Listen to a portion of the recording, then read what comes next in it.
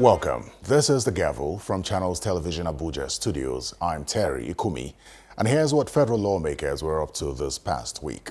So the countdown to the passage of the 2025 budget continues, and it was super busy at the National Assembly this past week. Increased security presence and full car parks because of the budget defense sessions ongoing. And lawmakers say that they hope to wrap up the 2025 budget defense sessions by the end of January.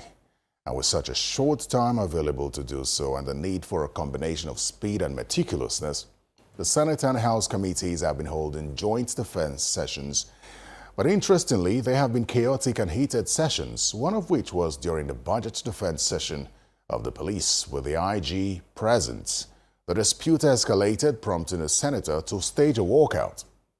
Now, here's another thing. All through the sessions, MDAs have been crying about their budgets, asking for more money. And in most cases, the committees agree. But where will the money come from? When indeed we have agencies spending just about their entire budgets paying salaries.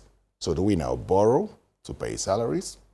Also know that the capital components of the budgets of these MDAs seem to be suffering. Anyways, here's our first report on the budget defense sessions so far, especially in this past week.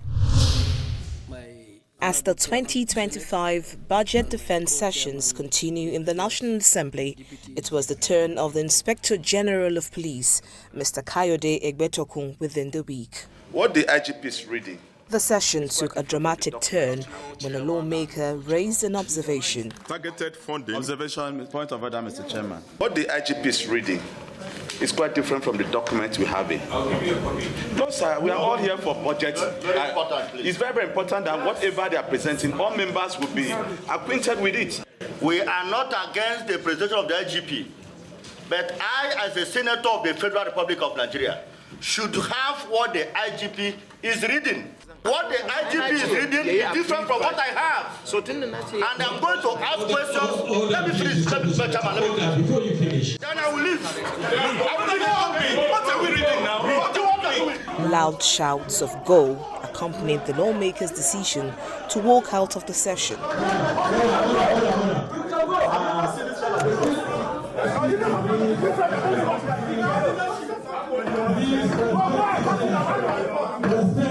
Following the restoration of order, Mr. Egbetokun proceeded with his presentation. The police is being grossly underfunded. We are limited by this envelope budget system has limited us. I am worried because what you have in your entire budget, wallahi, is not enough to implement what you need to police Nigeria. The Inspector General of Police should have a direct access to the President.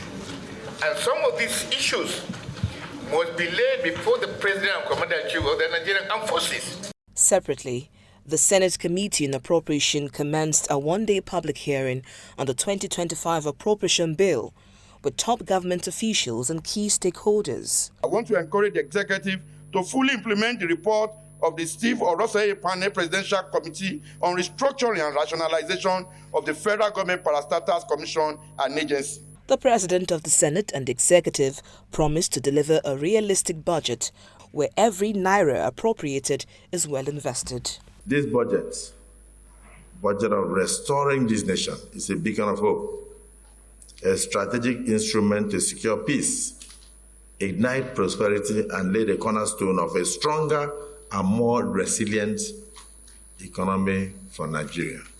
The 2025 budget is intended, among others, to continue to restore macroeconomic stability. We are confident that the economy is facing the right direction.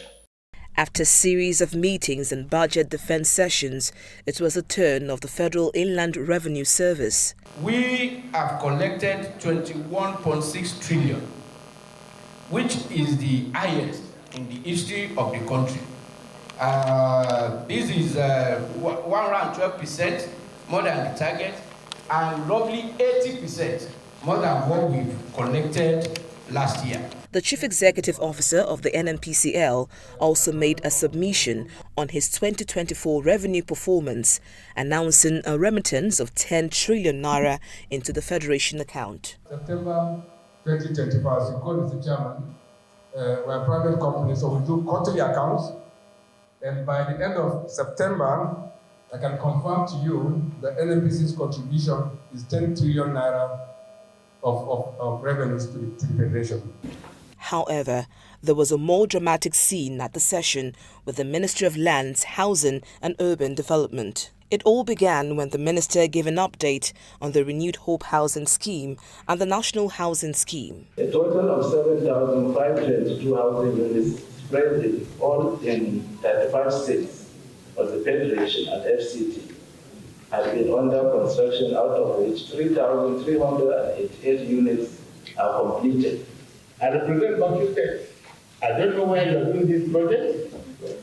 I have no knowledge at all on this renewed hope agenda. I am reporting details to Nigerians. Do Nigerians know about some of these things? At this point, his colleague intervened and the situation degenerated into a war of words. The capital project was extended by cities for another 6 months. So there's enough time to report on progress on the renewable agenda housing project. But it is not that Nigerians don't know, or we don't know, or it's not in the budget that was printed, or that work is ongoing.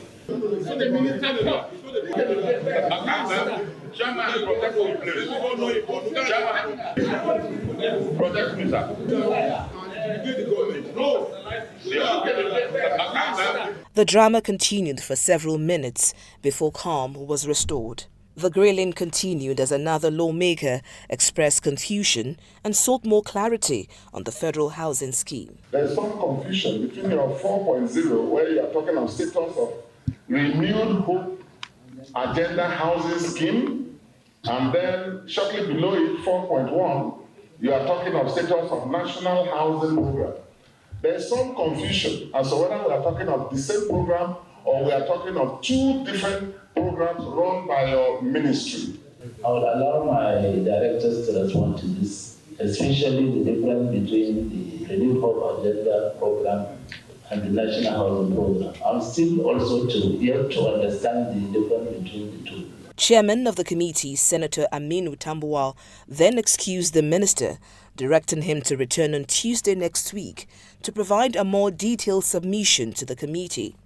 Meanwhile, the National Assembly's Joint Committee on Finance has increased the revenue projections for the Nigeria Customs Service from the proposed 6.5 trillion naira to 12 trillion naira for the 2025 fiscal year. A joint committee on agriculture of both chambers met with the Minister of Agriculture. The agriculture budget is far short of the Maputo 2003 and the Malabo 2014 declarations of the 10% of the national budget, despite the fact that agriculture development in Nigeria is fast transiting to a business-oriented approach driven by massive engagement of youths and women in agribusiness. If we are to cater for the coming population, we really have to do a lot. And this is further compounded by the fact that this year we have terrible flood that affected production of food, particularly farmers that are engaged in agricultural activities within the river plains, whether it's River Niger, River Benue, River Rima, River Kaduna, or whatever. The allocation to the agricultural sector had rather significantly reduced to about 2% of the national budget.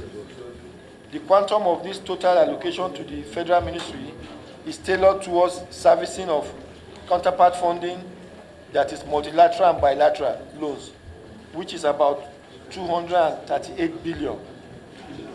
This dwindling allocation raises significant concern, particularly in the light of projection in the 2025 budget indicating a worsening food crisis.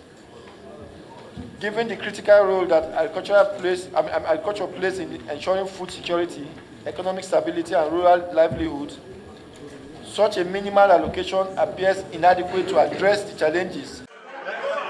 In continuation of its mandate to scrutinize the 2025 budget estimates, the Senate and House of Representatives Committee on Information and National Orientation met with the Minister of Information. We observed the committee was not pleased with the amount proposed for the ministry in the 2025 appropriation bill. We feel it is not proper and not acceptable for us to legislate on that proposal that was brought to us.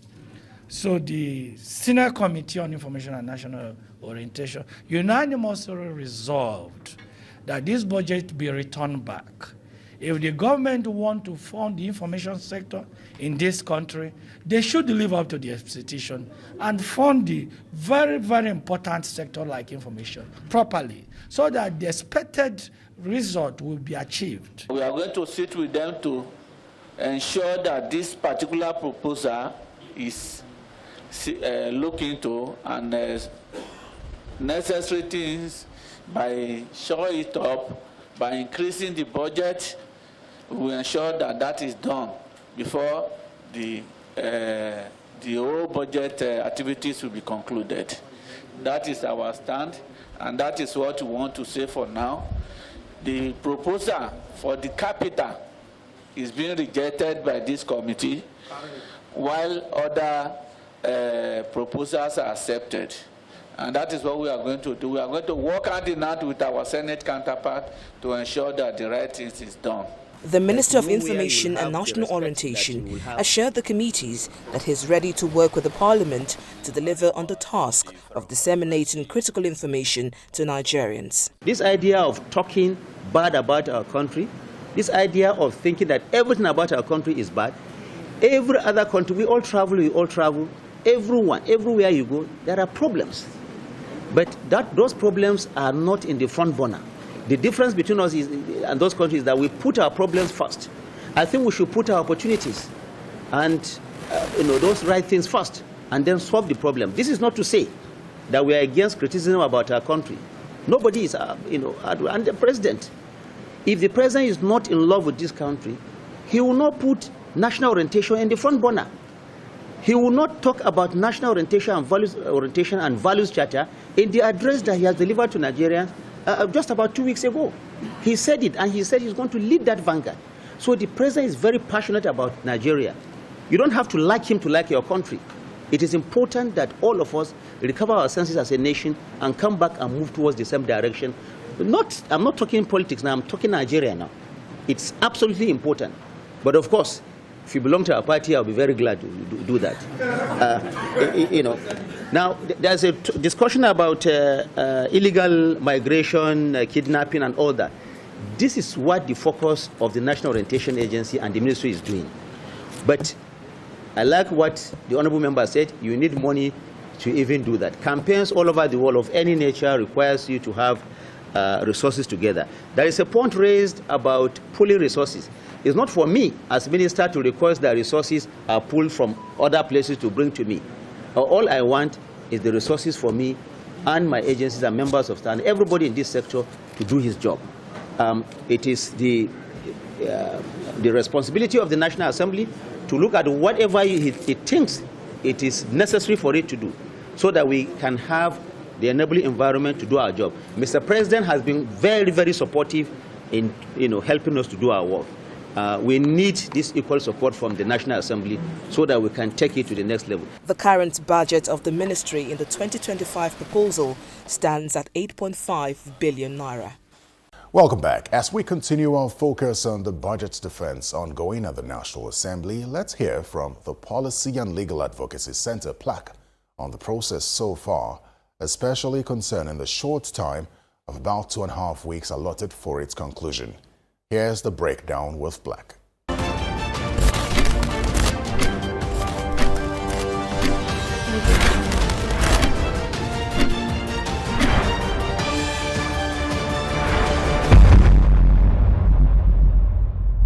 I think that there is a problem with Nigeria's budgeting system, and it's a shame that we have not been able to create a budgeting system that is accountable.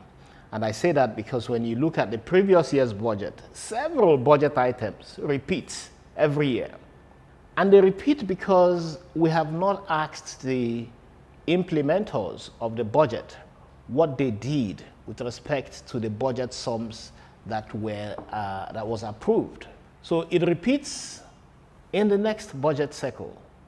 And once it happens and you are not questioning or interrogating that, it means that there is so much wastage. You have a budget where the government is borrowing more than, I think, 30% to fund. A lot of it is recurrent expenditure. The capital expenditure component of the budget is not even very clear. No country develops when what it does is consume only, without building infrastructure, without building capital infrastructure projects to help to build the economy.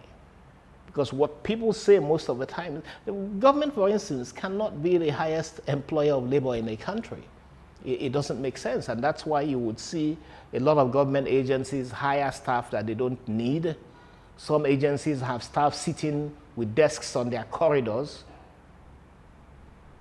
And I think that it was the Oronsaye reports that had made recommendations on how to streamline government and focus more, and this is my own thought here now, it should be that it focuses more when you streamline.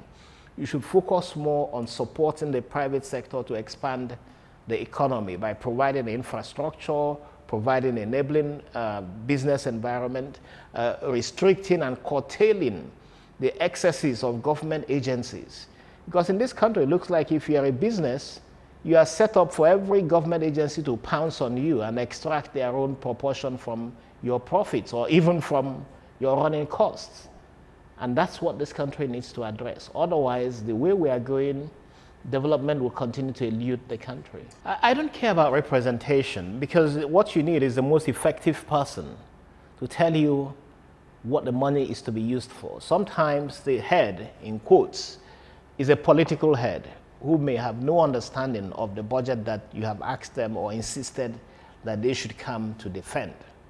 I can understand the legislature feeling that the head means that the agency respects the National Assembly. But you have to ask the question of those who are actually responsible for implementation, for the projects, for the expenditure, and get them to be the ones to respond to questions, rather than bring political heads of agencies where it's doubtful that the real conversation is about what has happened in the past and what is intended to happen. I think that when budgets are passed with excessive sums imputed or inserted into them, certainly that's corruption. There's a different conversation altogether about constituency projects by members of the National Assembly. And I do not think that you can satisfy the needs of constituents by feeding into budgets of agencies projects that they have no capacity to do. I have seen, for instance, an agency, for instance, a college of education in a certain part of the country having in its budget a contract or a budget sum to do roads in another part of the country. So you would have a college of education in, let's say, Anambra State, fitting into its budget a project to do road construction in Lagos State. Now, this makes no sense, and this would appear to me to be actually fraudulent. And I have no understanding how you could have a government that intends to be transparent, presenting or allowing such a budget to be presented or passed by the National Assembly. So I think it's irresponsible that we have those sort of things, and they are happening tremendously. And I'm not talking of just last year, I'm talking of over the years. So it means that the government, and I think President Obasanjo tried to do it, but it didn't push it that far. You should have an agency responsible for constituency projects. And there should be a system whereby every member of the National Assembly submits their constituency project. It is clearly understood, it is put in that agency, and that agency has responsibility for implementing and delivering on constituency projects.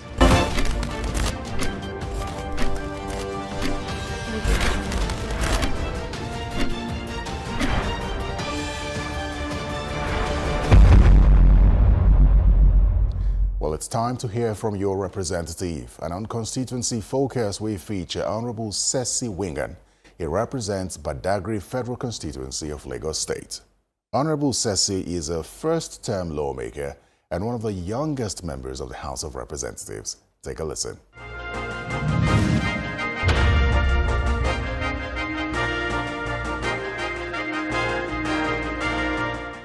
In 2015, I came back to my constituency to see how I can contribute my own quota to the growth and development of my constituency. I started by opening up a center where we run our foundation. We started with few projects. In 2016, we renovated a whole health center. It's called Pota Health Center for the people of the community. And also after that, we looked into some few issues that we have in the constituency. So I decided to come in by fixing some few roads. There are so many communities that were cut off that people couldn't even reach. You see students working in water to access the basic education that they are entitled to. So we decided to build some few bridges just to connect communities. After that as well, we opened a center when they were struggling in the entire constituency to register for their NIN. They couldn't have access to their bank applications. They couldn't have access to whatever they have in their. We opened up a center where we were doing free NIN. And so far, between 2018 till date that we opened the center, I can tell you that we registered more than 60,000 people. And at the same time, out of those people, we had buses that were moving them from communities to the center and moving them back to their communities. My plan is to see how we can facilitate some few projects like hospitals to some few communities who don't have access to basic health. I also intend to see how we can facilitate schools to few communities that do not have. We see some kids traveling kilometers just to access basic education. I feel that is unnecessary, and that is something that I can address. So I intend to see how we can facilitate schools to these communities just to make education closer, bring education closer to our people. Aside from that, we want to empower our youth. We want to empower our women. We want to empower our old ones. The kind of empowerment that I propose is not the empowerment that we do just for political sake. We want to genuinely empower them, see how we can bring in projects that will build their capacity, how we can bring in projects that will enhance them, and see how they can enhance them and contribute back to the community and also contribute to their own daily livelihood. Like I say to the few ones that cares to listen in my constituency, the federal government is not going to employ everyone. We cannot wait for the federal government to generate employment for us. So we decided to come together and see how we can build our own capacity, how we can get our youths skill, get them skill that can fetch them their own source of livelihood.